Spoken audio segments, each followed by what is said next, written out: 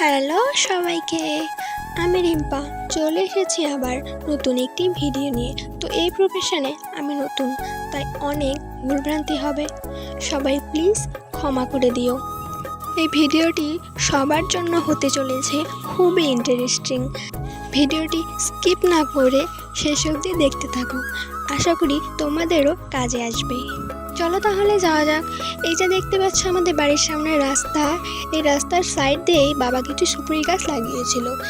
এই সুপুরি গাছ থেকে কিছু পাতা খসে পড়েছিল, সেই পাতারই নিচের অংশ আমি কেটে নিচ্ছিলাম। আচ্ছা, তোমরা কি কেউ বলতে পারবে আমি এটা দিয়ে কী করব? তো গেস করো আমি এটা দিয়ে কী করতে পারি। আর আমার লাগবে কিছু ফাটানো বাঁশ। এখানে দেখতে পাচ্ছ বাবা কিছু বাঁশ ফাটিয়ে এখানে বেড়া দিয়ে রেখেছিল, সেখান থেকে আমি চুপ করে দুটো তুলে নিয়ে চলে গিয়েছিলাম। বাবা যদি দেখতো তাহলে আমাকেই ফাটিয়ে রেখে দিত ওখানে। তো সরি গাইজ, এমনি মজা করছিলাম। বাবা আমাকে এমনিতেও কিচ্ছু বলে না, খুবই ভালোবাসে আমাকে। আমি যাই করি না কেন বাবা আমাকে খুবই সাপোর্ট করে। আসলে বাবা মা দুজনেই সাপোর্ট করে, কিন্তু বলতে গেলে বাবা একটু বেশিই সাপোর্ট করে।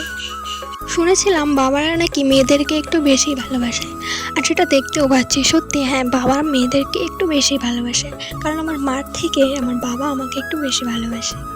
তো চলো এখন একটু ভিডিওতে ফেরা যাক। আমি কি বানাচ্ছি বুঝতে পারছো কি? তো চলো বলে দিই তোমাদেরকে, আমি বানাচ্ছিলাম একটা হাত পাখা।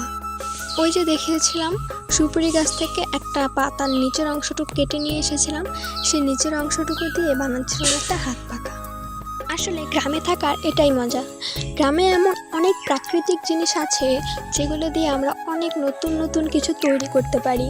সেগুলো অনেকে জানি, আবার অনেকে জানি না, অনেকে ইউজ করে থাকি, আবার অনেকে ইউজ করি না। সেরকমই আমি কিছু একটা দেখানোর চেষ্টা করছিলাম। তো তার জন্য ওই সুপুরি গাছের পাতার নিচের অংশটুকু কেটে নিয়ে এসে তোমাদেরকে একটা হাত পাখা বানিয়ে দেখানোর চেষ্টা করছিলাম।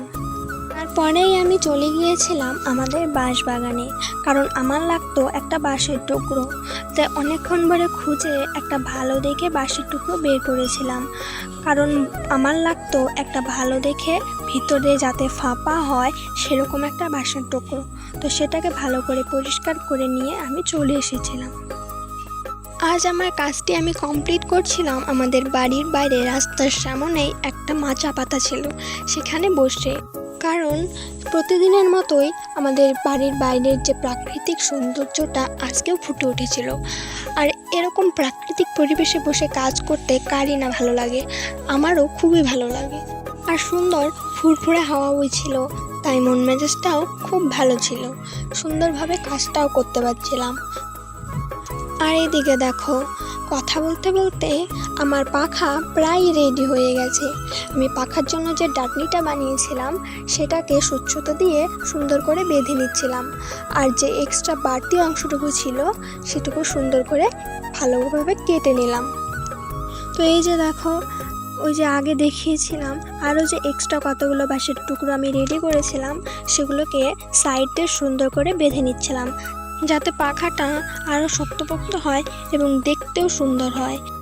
এই তো এক চটকিতে পাখাটিতে আমি একদম রেডি করে নিয়েছি।